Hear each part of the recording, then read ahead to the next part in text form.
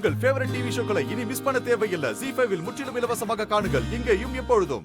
புள்ளைங்க மனச புரிஞ்சுக்கிட்டு நடந்துக்கிறவங்கள தான் நல்ல தாயின்னு சொல்லுவாங்க. ஆனா நீங்க அப்படியே நடந்துக்கிறீங்க. என் விருப்பத்துக்கு எதிரா தானே எல்லாத்தையும் செய்றீங்க.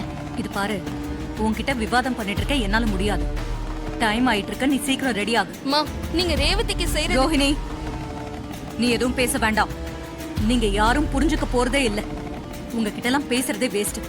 நான் சொல்றத நீங்க செய்யுங்க. ரேவதியை ரெடி பண்ணி கூட்டிட்டு வாங்க. நான் எவ்வளவு சொன்னாலும் உங்க முடிவுல நீங்க உறுதியா இருக்கீங்கல்ல. இப்ப என்ன, நான் ரெடி ஆகணும் அவ்வளவுதானே?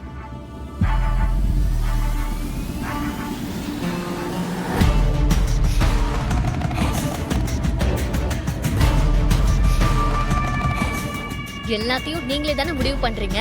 நான் என்ன சேலை கட்டணும்னு நீங்களே முடிவு பண்ணுங்க.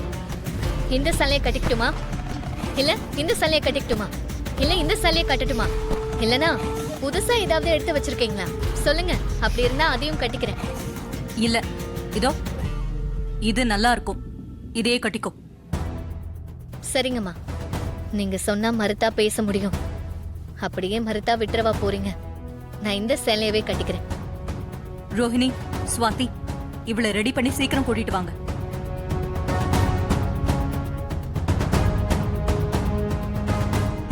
அம்மாவை சர்வாதிகாரம்னு சொல்றது கூட தப்பு.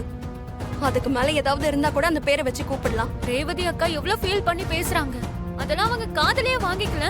தான் நினைச்சதுதான் நடக்கணும்ங்கறதுல உறுதியா இருக்காங்க. என்ன அக்கா வந்துட்டு போற மாதிரி தெரியுது? ஆமா சித்தி, ரேவதியை ரெடி பண்ணி கூட்டிட்டு வர சொல்லிருக்காங்க. இதெல்லாம் அக்காவா பேசல, அந்த டிரைவர் தான் பேச வைக்கிறான். அக்காவை பத்தி எனக்கு நல்லா தெரியும். அந்த டிரைவர் தான் சைலண்டா இருக்கிற மாதிரி நடிச்சு எல்லா காரியத்தையும் சாதிக்க பாக்குறான். அக்காவும் அது புரியாம அவனுக்கு துணை போயிட்டு இருக்கா. உன் வாழ்க்கை அந்த கடவுள் தான் காப்பாத்தணும் ரேவதி. ZEE5 ஆப்பை டவுன்லோட் செய்து அனைத்து எபிசோடுகளையும் இலவசமாக பாருங்க.